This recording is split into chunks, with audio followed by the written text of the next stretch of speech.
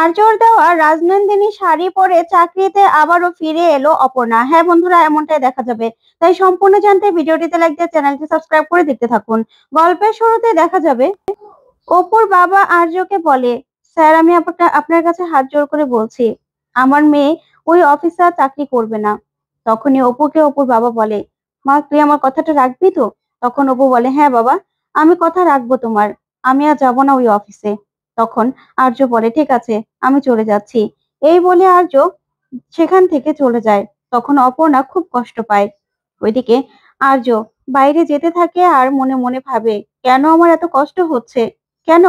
আমি তো এই পরিস্থিতিতে আরো আগেও অনেকবার পড়েছি, কিন্তু এত খারাপ তো আমার লাগেনি। কিন্তু এমন কেন মনে হচ্ছে যে আমার ভিতরে অনেক সবকিছু নিয়ে তোলপাড় হচ্ছে। আমার এই জন্য কষ্ট হচ্ছে না যে অপর্ণা চাকরি ছেড়ে দিয়েছে, আমার এই জন্য কষ্ট হচ্ছে যে আমি আমার মনের কথাটা অপর্ণাকে আজও পর্যন্ত বলতে পারলাম না। কেন? কেন বলতে পারলাম না আমি? আমার কেন এত খারাপ লাগছে? কি করব আমি? কি করব? তখন এই ভেবে আর্য খুব কষ্ট পায়। তারপর নিজের গাড়ির সামনে গিয়ে দাঁড়িয়ে থাকে। ওইদিকে দেখা যাবে অপুও খুব কষ্ট পেতে থাকে। তারপরে অপু মনে মনে বলে, কেন আমার এতটা কষ্ট হচ্ছে? আমি কি সত্যি সত্যি চাকরিতে আর যাব না? স্যারকে না দেখলে যে আমার ভালো লাগে না? স্যারকে কি আমি আর দেখতে পাবো না? আমার এই কষ্ট নিয়েই কি তাহলে সারাটা জীবন কাটাতে হবে? কি করব আমি? কি করব? ভবিতব্য কি আমাদের তাহলে এটাই ছিল? ওইদিকে অপুর বাবা অপুর দিকে তাকিয়ে মনে মনে বলে, আমি জানি রে মা, তোর খুব কষ্ট হচ্ছে, কিন্তু কি করব আমি? তোর থেকে এত বড় একজন, তোর যদি কোনো ক্ষতি হয়ে যায়, তার প্রতি তুই যে দুর্বল হয়ে যাচ্ছিস, সেটা আমি কিছুতেই মেনে নিতে পারি না।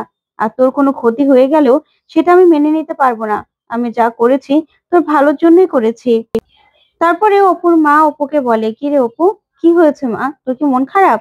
তখন অপু বলে, না মা, আমার মন খারাপ না। তখন অপুর বাবা বলে, আমি এখন খেতে পারবো না। তখন অপুর মা অপুকে বলে, অপু নে, তোর বাবাকে খাইয়ে দে।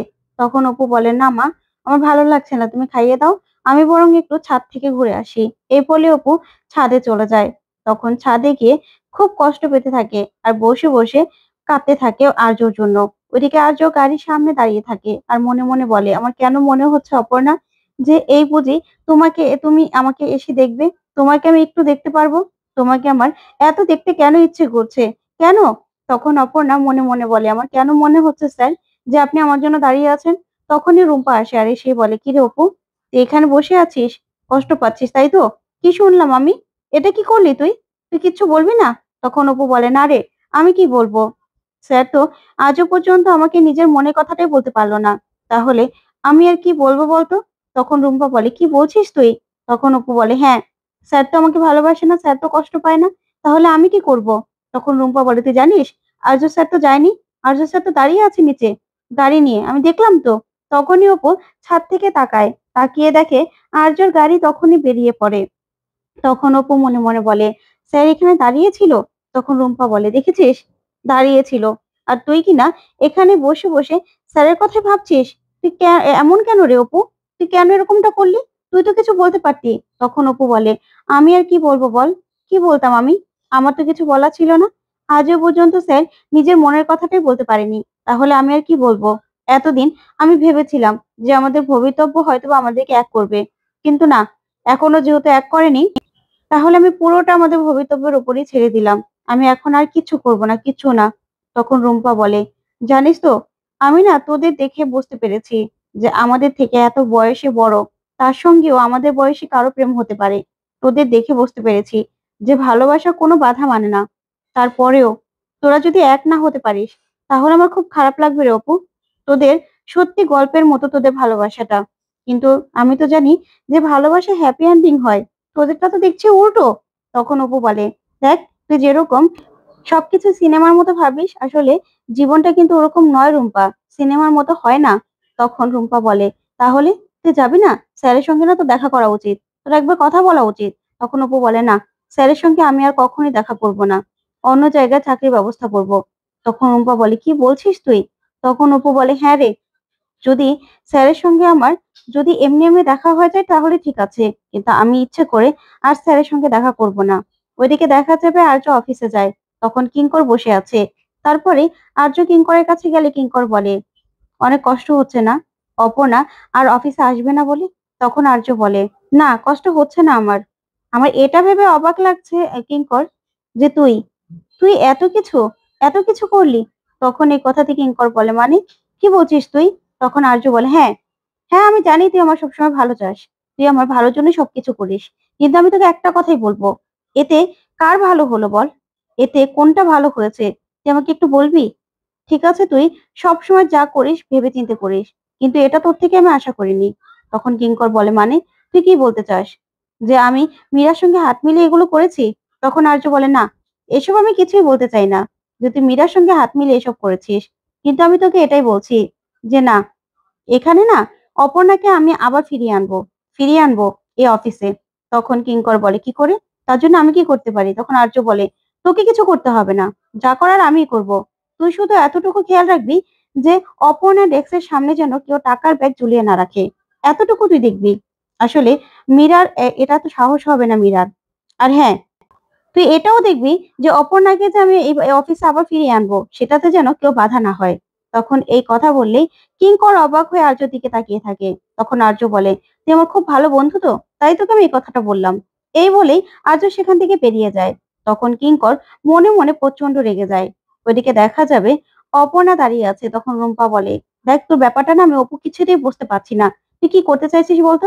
তখন অপু বলে, না রে, আমি না এখন কিছুই করতে চাইছি না। তারপরে অপুর ফোনে একটা মেসেজ আসে আর রুম্পা বলে, দেখ দেখ, নিশ্চয়ই আর্য স্যার মেসেজ দিয়েছে। তখন অপর্ণা বলে, না রে, আমার একটা চাকরির জন্য অফার এসেছে, কালকে ইন্টারভিউ। তখন রুম্পা বলে, কি বলছিস তুই? আমি এতক্ষণ ভাবছিলাম তুই এমনিতেই বলছিলি, তুই অন্য একটা চাকরির ব্যবস্থাও করে ফেলছিস। তখন অপু বলে, হ্যাঁ, কি করব, এটা ছাড়া আমার যার কোনো উপায় নেই, চাকরি তো করতে হবে তাই না? এই বলে অপু সেখান থেকে চলে যায়। তখন রুম্পা বলে, না না, এটা আমি কিছুতেই হতে দেবো না, তোদের এভাবে আলাদা হওয়াটা আমি মেনে নিতে পারবো না। ওইদিকে আর্য অপুর কথা ভেবে খুব কষ্ট পেতে থাকে আর বলে, না, অপুকে আমার যে করেই হোক ফিরিয়ে আনতেই হবে। তখনই রুম্পা আর্যকে ফোন করে। তখন আর্য ফোনটা রিসিভ করলে রুম্পা বলে, স্যার আমি রুম্পা। তখন আর্য বলে, কোন রুম্পা? তখন রুম্পা বলে, আমি অপুর বন্ধু। আসলে অপু না খুব কষ্ট পাচ্ছে স্যার, আপনাকে হয়তোবা বলছে না, কিন্তু ও খুব কষ্ট পাচ্ছে। তখন আর্য বলে, কষ্ট পাচ্ছে?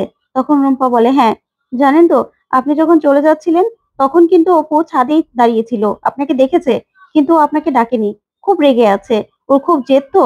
আর তাছাড়া কালকে ও নতুন আরেকটা চাকরি ইন্টারভিউ দিতে যাচ্ছে, তাই আমি চাই অপু যেন কষ্ট না পায় স্যার, তাই আপনাকে আমি ফোন করলাম, আপনি কিছু করুন, কিছু একটা করুন। তখন আর্য বলে, হ্যাঁ, তুমি চিন্তা করবে না, আমি আমি কিছু একটা করব, নতুন চাকরি ইন্টারভিউ দিবে তো, আমি দেখছি।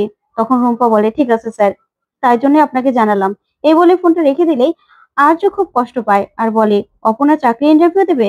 ওইদিকে দেখা যাবে অপর্ণা ঘরে যায়, ঘরে গিয়ে বলে, সারাদিন খারাপের পরে আজকে একটা সুখবর আছে। তখন অপুর মা বলে, সুখবর? তখন অপু বলে, হ্যাঁ, চাকরি একটা ইন্টারভিউ দিতে যাব কালকে, চাকরিটা হয়ে গেলে ভালো হবে। তখন অপুর মা বলে, এটার মতো কি আর স্যালারি হবে? তুই টাইম মতো বাড়িতে আসতে পারতি, আবার তাছাড়া পড়াশোনাও করতে পারতি। তোদের মা বাবা আর মেয়ের কি যে মাথায় ভূত চাপে কে জানে। এত জেদ ভালো নয় অপু, ওরা তো ক্ষমা চাইলো, আর্য স্যার তো সবকিছু ঠিক করে দিল, তারপরেও কেন এত জেদ করলি বলতো? তখন অপু বলে, সবকিছুর আগে হলো তোমাদের সঙ্গে আমার সম্পর্ক, আমাদের দূরত্বটা বেড়ে যাক এটা আমি চাই না মা, তাই আমি চাই যে আমাদের সম্পর্কটা ঠিকঠাক, দরকার হলে আমি সবকিছু ছেড়ে দিতে পারি। তখনই অপুর বাবা অপুর কষ্টটা বুঝতে পারে। তখন অপুকে আর কিছুই বলে না অপুর বাবা। ওদিকে দেখা যাবে আর্য বসে আছে। তখন অর্ক এসে বলে, দাদা, আসলে এত কিছু যে হয়ে যাবে আমি বুঝতে পারিনি, আমি খুব ভুল করেছি। তখন আর্য বলে, অপনার অফিসে আসবে না রে, তার থেকে বড় কথা ওর বাবা চায় না ও এখানে চাকরি করুক। তখন অর্ক বলে, আমরা ভালো একটা এমপ্লয় হারাবো। তখন আর্য বলে, না, কিছুতেই না, আমি অপর্ণাকে ফিরিয়ে আনবোই। এই যে রাজনন্দিনী শাড়ি, এই শাড়ি দিয়ে ওকে আমি ফিরিয়ে আনবো। তো বন্ধুরা, আর্য কি পারবে অপুকে ফিরিয়ে আনতে? তোমাদের কি মনে, কমেন্ট করে জানাও।